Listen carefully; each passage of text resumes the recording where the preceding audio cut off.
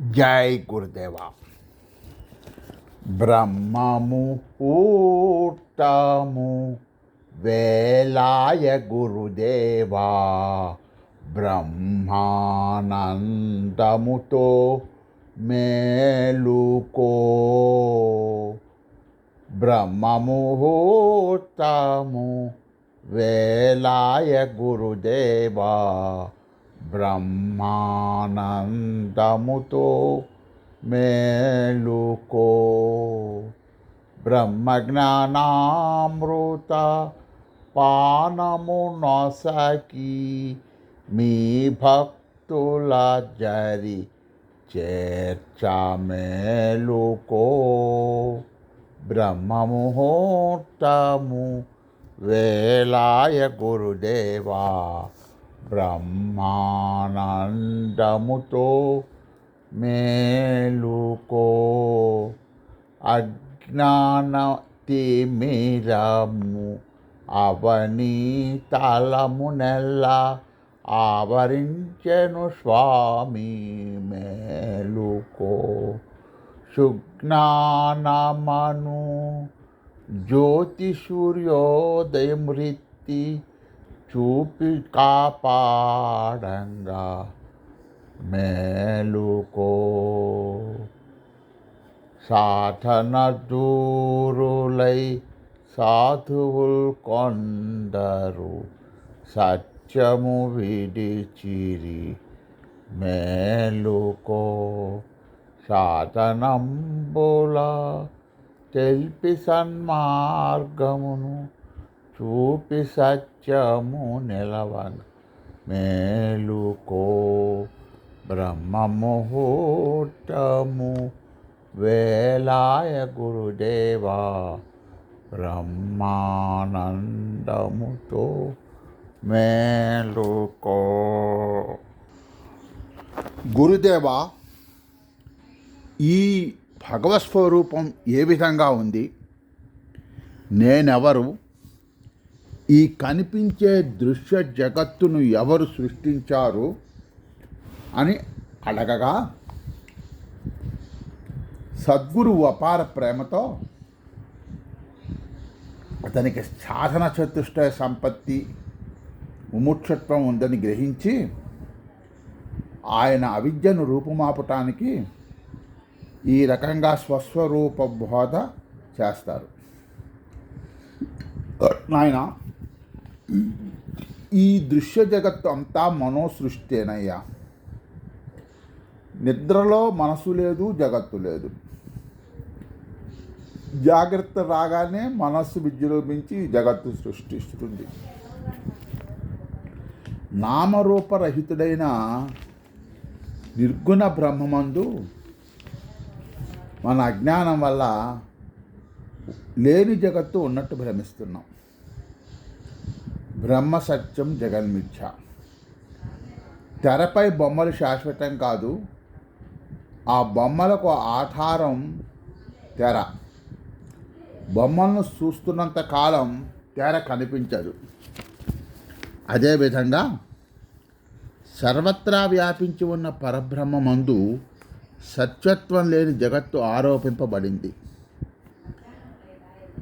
ఇది మనోవిలాసం. మనస్సు, ఇంద్రియాలు బాహ్య ప్రవృత్తి చెందిన విషయవాంఛలకు లోనవుతాయి.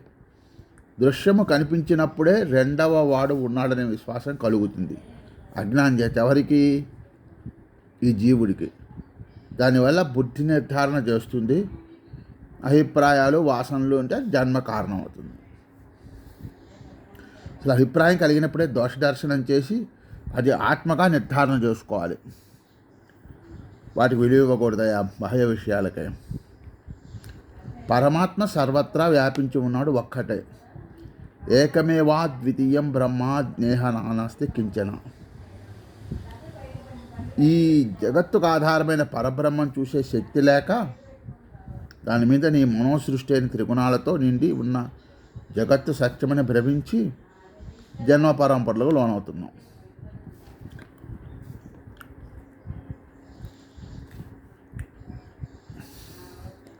ఎప్పుడైతే ఈ అవిద్య నశించిందో పరబ్రహ్మ గోచరిస్తుంది. ఇక వాసనాక్షయమే మోక్షం. మన సంకల్పంలో ప్రేమ, త్యాగము, వినయము, క్షమ, వైరాగ్యం మొదలైన గుణాలు అలవాటు చేసుకుంటే మనసులో శాంతి వేసుకున్నా శాంతి జనిత సుఖం మోక్షం దారితీస్తుంది. ఇహలోక సంపదలు వాటంతట అవే పోతే బాధపడతాం. మనమే వాటిని విడిచిపెడితే మనశ్శాంతి సుఖము లభిస్తుంది. ఇక ఆసక్తి నశించాలి ప్రపంచం పట్ల. ఇది ఇక నెక్స్ట్ మనసు సత్కర్మాచరణ చేయించాలి.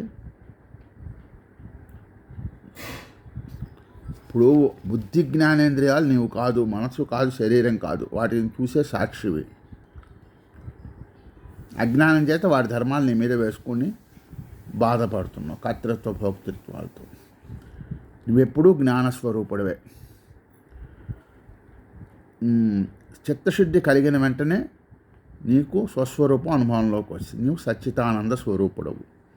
నీకు పరమాత్మకు భేదం లేదు. భేదబుద్ధి అజ్ఞానం, అభేద బుద్ధే జ్ఞానం. నీవు నిర్మలుడవు, శాంతుడవు, సర్వవ్యాపివి. ఇది గ్రహించని పంచకోశ విచారణ, శరీరత్రయ విచారణ, అహం బ్రహ్మస్మి, తత్వమసి, మహావాక్యార్థ వివరణ చెప్తాను. పంచకోశ విచారణ.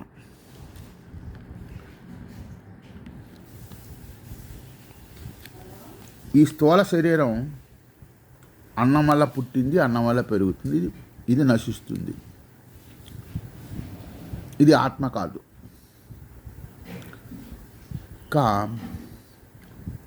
ఇది జడం. ఆత్మశక్తి చేత పనిచేస్తుంది. కానీ నేననే పదమే ఆత్మ. అది శరీరానికి వేరు. ఈ శరీరాన్ని చూసేవాడిని.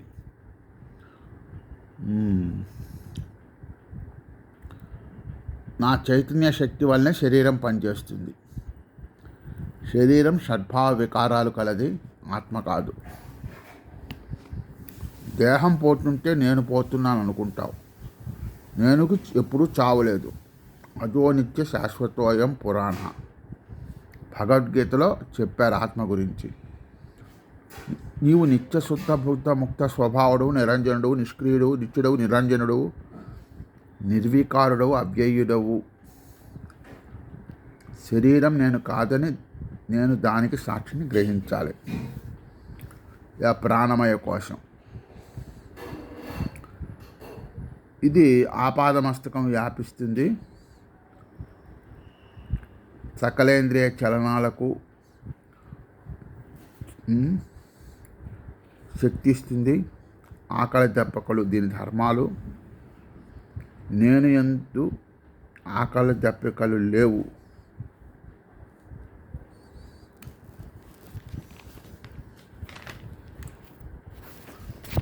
కాబట్టి దీనికి నేను సాక్షిని. మనోమయ కోశం. మనస్సు, జ్ఞానేంద్రియాలు శరీరం తనవిగా చూపింపజేస్తాయి. దీని ధర్మాలు సంకల్ప వికల్పాలు, కామక్రోధల మొహమాశ్చర్యాలు, సుఖదుఖ సంకల్పాలు ఈ మనోమయ కోశం. మనస్సు తాను అనుకుంటూ తాను సుఖిని దుఃఖిని అనుకుంటావు. మనస్సు జడం, ఆత్మ కాదు. ఆత్మ చైతన్య శక్తి వల్ల ఇది పనిచేస్తుంది. ఇప్పుడు నేను సాక్షి, నా మనసు బాగాలేదు అంటావు కదా.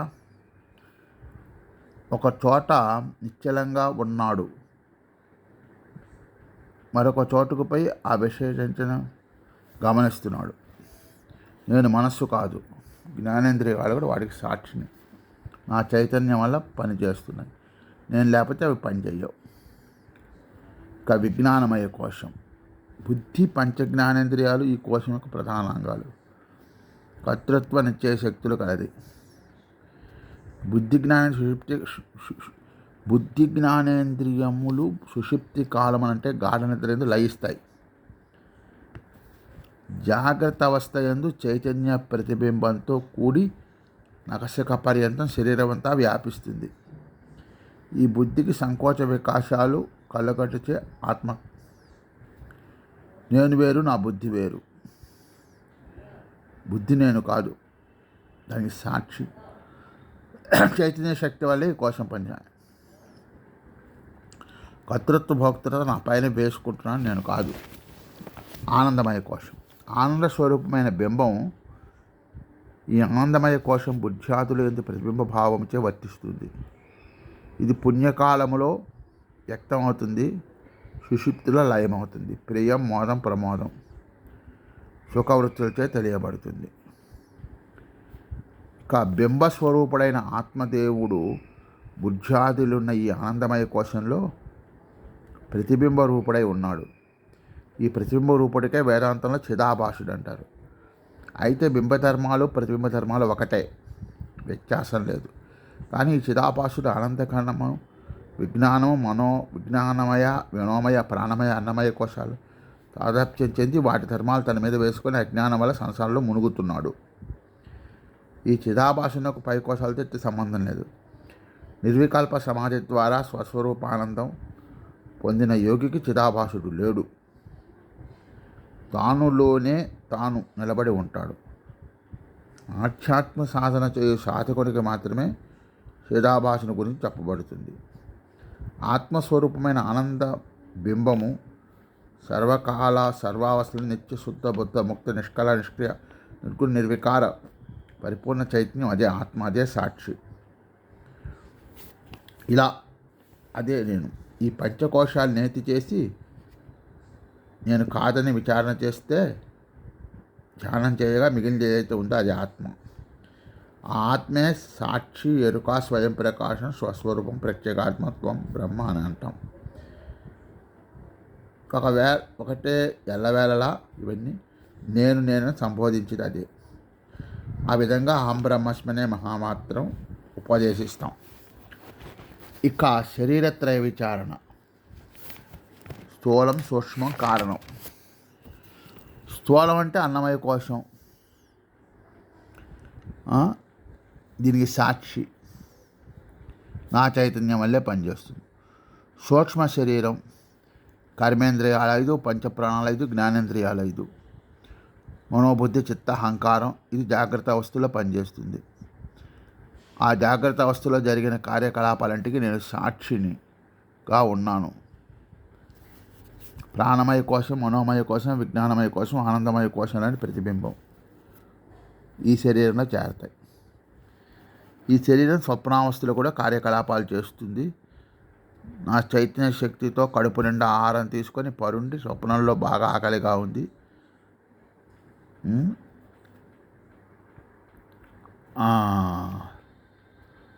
పోతే జాగ్రత్తగా వస్తే స్వప్నంలో అనుభవించింది చెప్తావు.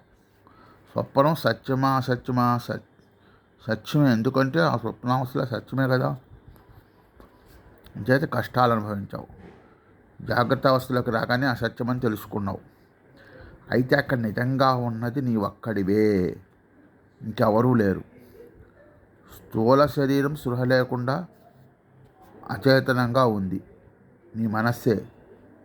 నీవు అప్పుడే అన్నం తిని పడుకొని ఆకలిని సృష్టించింది. ఇక దానికి నీవు సాక్షిగా ఉండి నేను స్వప్నావస్థలో ఉన్న జాగ్రత్త. కారణ శరీరం స్వప్నావస్థలోని సుషుప్తిలోకి వెళ్ళావు, గాఢంగా నిద్రించావు. కర్మేంద్రియాలు, జ్ఞానేంద్రియాలు, బుద్ధి, మనస్సు ప్రతిబింబంతో సహా నేనులో లయమయ్యాయి.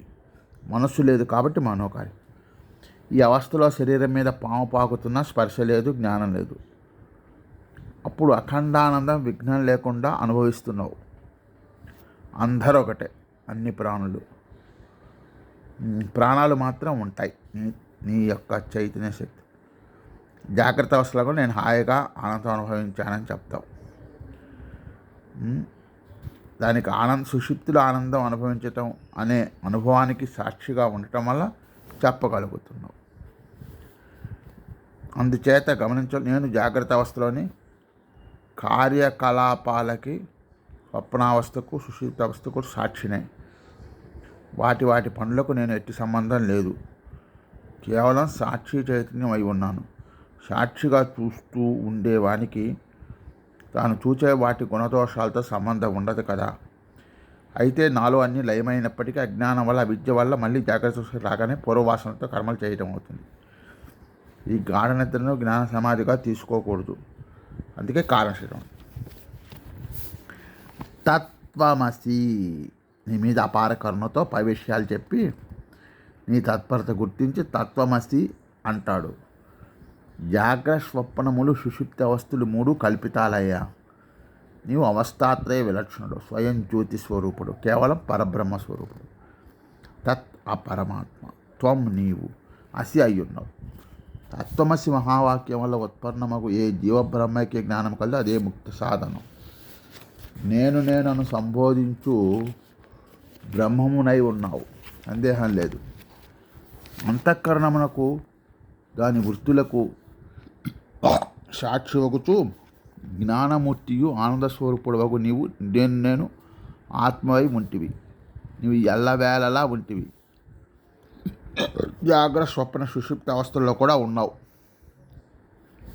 ఆ కాలంలో జరుగు విషయాలకు సాక్షిపోయి ఉన్నావు. అంతఃకరణ వృత్తులకు, కర్మేంద్రియాలకు, జ్ఞానేంద్రియాలకు నీ చైతన్య శక్తి వల్లనే ప్రవృత్తి చెందుతున్నాయి. అవి స్వతహా జడ పదార్థాలు, నీవు దేహం కాదు, వాటికి సాక్షివి. నీవు మనస్సుకు, బుద్ధికి, పంచప్రాణాలకు కూడా విలక్షణుడుగా సాక్షిగా ఉన్నావు. నీవు సత్యానంద స్వరూపుడు, ఆత్మ నిరాకారుడు, నిర్గుణుడు, అవ్యయుడు. నీవు చైతన్య శక్తి. నీవు అంతఃకరణలో, బుద్ధిలో ప్రతిబింబం వల్ల ఆ ప్రతిబింబం స్వయంగా నీకున్న ధర్మాలన్నీ ఆ ప్రతిబింబానికి ఉన్నప్పటికీ భ్రమతో, అవిద్యతో, అజ్ఞానించే బుద్ధి, మనస్సు, జ్ఞానేంద్రియాలు ఈ సంఘాతం వల్ల చేయబడిన వృత్తులు, ధర్మాలు అన్నీ నీ మీద ఆరోపించుకొని నేను ఫలానా కులస్తుని, నేను చస్తున్నాను, పుడుతున్నాను అనురోధిస్తావు. నీకు పుట్టుక లేదు, చావు లేదు. అవి నీవు అవినాశివి. చావు పుట్టుకలు శరీర ధర్మాలు కానీ నీవు కాదు. ఇక మోక్ష సాధన క్రమం ఏంటంటే తత్పరత ఉండాలయ్యా. మొదట సర్వ సాధనా సంపత్తికి మూలమైంది ఈ తత్పరత, ముముక్షుత్వం. అంటే ఈ సాధనలలో ముఖ్యమైనది. ఎంత తీవ్రమైతే అంత తీవ్రంగా ఫలం వస్తుంది. ఈ ముముక్ష ప్రవృత్తినే తత్పరత అంటారు. మోక్షం కంటే ఇతరమైన దాని యందు ఆసక్తి లేని ఇచ్చనే తత్పరత అంటారు. మోక్షం తప్ప ఇతరమైన వాటి యందు తీవ్ర వైరాగ్యం ఉన్నప్పుడే మోక్షం మీద ఆసక్తి పెరుగుతుంది. ఇంకా 2 సత్సాంగత్యం ఉండాలి. ఆత్మవిచారణకి సత్సాంగత్యం అవసరం. ఈ సంసారం అనే మహాసాగరం దాటడానికి సత్పురుషుల సాంగత్యం ఒక్క క్షణమైన అద్భుతంగా ఉంటుంది. కొంతమంది మహాత్ముని దర్శనం చేత పాపక్షమే బుద్ధి వికసిస్తుంది. వారి సన్నిధిన విజ్ఞాన తరంగాలు వెలువడతాయి.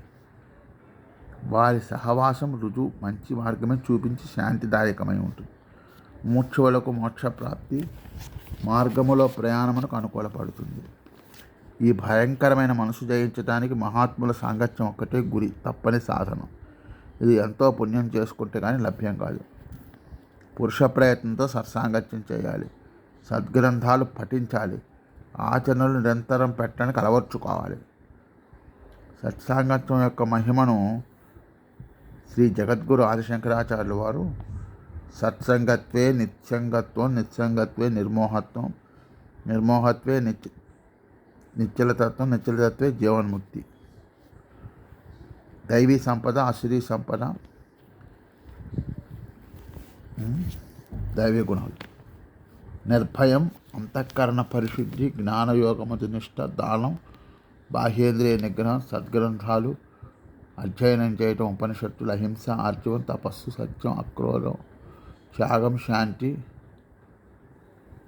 ఇతరులపై చాడీలు చెప్పకుండుట, భూతదయ, మృదు స్వభావం, లజ్జ, చాంచల్యం లేకుండా, క్షమ, ధృతి, శౌచం, అద్రోహం, పూజ్యులందు నమ్రత, సత్సాంగత్యం, సంకల్పరాహిత్యం, తీవ్ర వైరాగ్యం, తత్పరత, సర్వాత్మ భావన మొదలైనవి.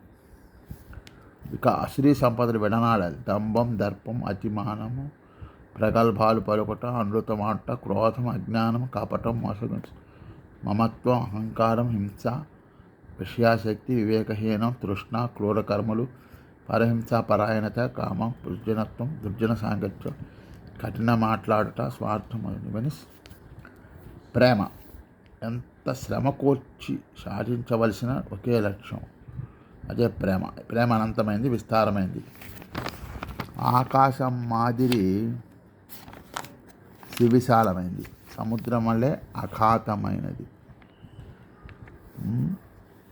సరే, ఇక నాది ఇది అనే భావన నాశనం. కామ్యకర్మలు, త్రిగుణాలు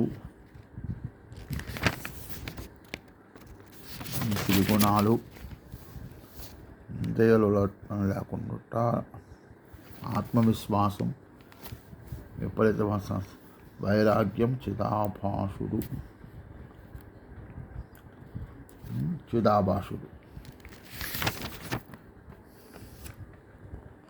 నీవు కూటస్థుడవు, సాక్షివి. వ్యాపారాలకు ఇంద్రియం లోను కాకూడదు.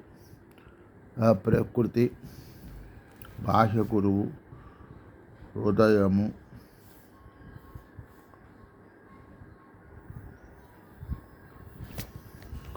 వాసనాక్షయం, మోక్షం, భగవత్తులు, భక్తి, జ్ఞానం, మనోప్రవృత్తి. ఎప్పుడైతే సద్గురు ద్వారా పంచకోశ విచారణ, చరిత్రయం, ఆంబరమస్మి, తత్వమసి మహావాక్యం ఉపదేశం చేయబడుతుంది, వెంటనే ఆ తత్వార్థం సర్వేత్ర వ్యాపించి ఉన్నదని నీలోనున్న ఆత్మ దానికంటే భిన్నంగా తెలుసుకుంటావు. అప్పటి నుంచి క్రింద విధంగా ఎలవెల్లా మనం చేసిన నిర్ధ్యాసలు ఉండాలి. నేను శరీరమును కాను, నేత్రమును కాను, ప్రాణం కాను, బుద్ధిని కాను, స్వాక్షిని, స్వభావుడను. నేను కర్త కాదు, భోక్త కాదు, నాకు లేవు. ఇక అహం బ్రహ్మస్మి.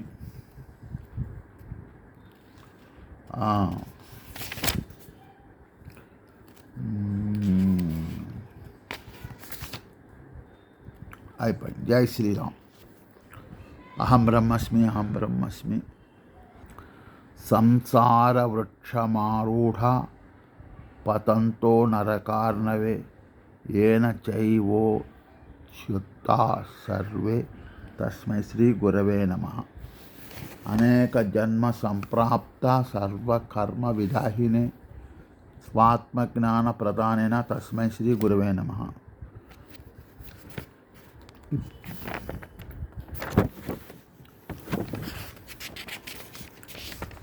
విజ్ఞాని అనుభవ మెరుగవే మనసా పరమ సుఖము ప్రజ్ఞానమే బ్రహ్మమనుచు పరతత్వమే తానే జనుచు ప్రాజ్ఞ చేసుక దుఃఖ ప్రాప్తినంటి అనుభవించు. జిజ్ఞాసలు లేవెవ్వని ఆజ్ఞకు లోబడదాటడమి జ్ఞాన సంగతి వీరరు స్వజ్ఞప్తి మరువడెప్పుడు. వ్యష్టి ప్రత్యేగాత్మ సమిష్టి పరమాత్మ విజ్ఞాని మనుభవ మెరుగవే మనసా.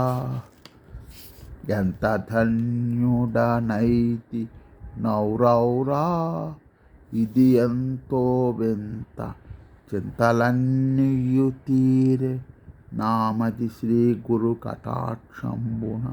ఇప్పుడు అంతటా పరిపూర్ణమైన చిదాత్మ తానని తెలుసుకొంటిని. తెలియక దేహేంద్రియాతులు సరే కష్టం. ఇక